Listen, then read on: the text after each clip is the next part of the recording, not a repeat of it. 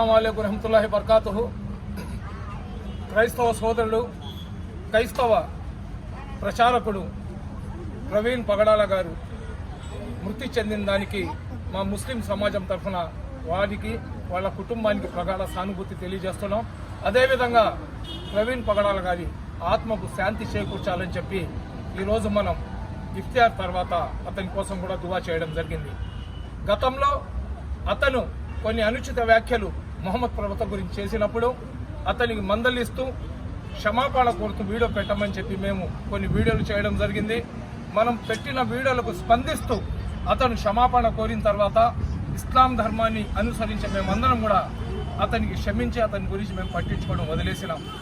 ఏదైతే రాజమండ్రి దగ్గర ప్రవీణ్ పగడాల గారు అకస్మాత్తుగా మృతి చెందారో దాని మీద రకరకాల ఊహాగానాలు వస్తున్నాయి.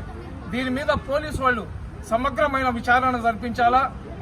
ఒక మంచి వ్యక్తిని ఎవరైతే చంపేసి ఉంటే వాళ్ళ మీద కఠినమైన చర్యలు తీసుకోవాలా.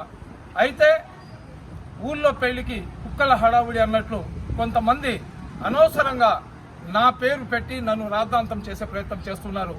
ఇస్లాం ధర్మంలో ఇస్లాంను అనుసరించే ఏ వ్యక్తులు కూడా ఒక వ్యక్తికి అన్యాయంగా నష్టం కలిగించే పని చేయము. అందులో పవిత్రమైన రంజాన్ మాసంలో చిన్న బిడ్డ కాళ్ళ నుంచి చనిపోయే ముస్లిం వాళ్ళ దాకా కూడా ఉన్నమైన కార్యక్రమాలు చేస్తారు. కానీ ఒక మనిషిని జీవితాన్ని హరించడానికి ఇస్లాం అంగీకరించదు.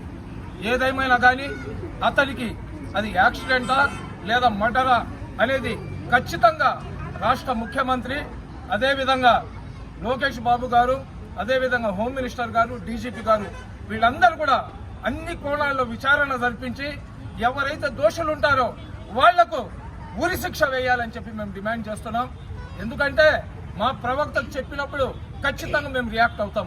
మీ దేవుళ్ళకు చెప్పినప్పుడు ఖచ్చితంగా మీరు రియాక్ట్ అవుతారు. క్రైస్తవులకు చెప్పినప్పుడు, యేసు ప్రభుకు చెప్పినప్పుడు క్రైస్తవులు రియాక్ట్ అవుతారు. కానీ అతని ముఖం మేము చూడలేదు, మా ముఖం అతను చూడలేదు.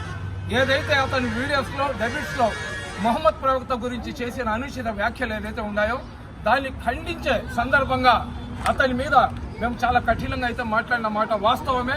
ఖచ్చితంగా అతను క్షమాపణ కోరిన తర్వాత అతనికి మేము క్షమించేసి అతని జోలికి మేము వెళ్లకుండా మా పనులు మేము చేసుకుంటున్నాం.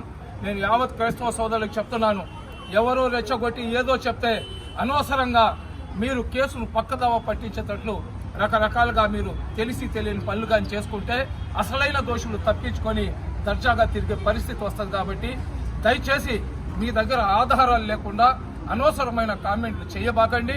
అదేవిధంగా ఎవరైతే చనిపోయినాడో అతని ఆత్మకు శాంతి కలగాలని, అదేవిధంగా వాళ్ళ కుటుంబ సభ్యులకు, వాళ్ళ బంధుమిత్రులకు అందరూ కూడా మనశ్శాంతి కలగాలని చెప్పి ప్రార్థించండి. మేము కూడా అల్లా దగ్గర అతని గురించి వాళ్ళ కుటుంబం గురించి దువా చేస్తాం. అస్సలాము అలైకుం.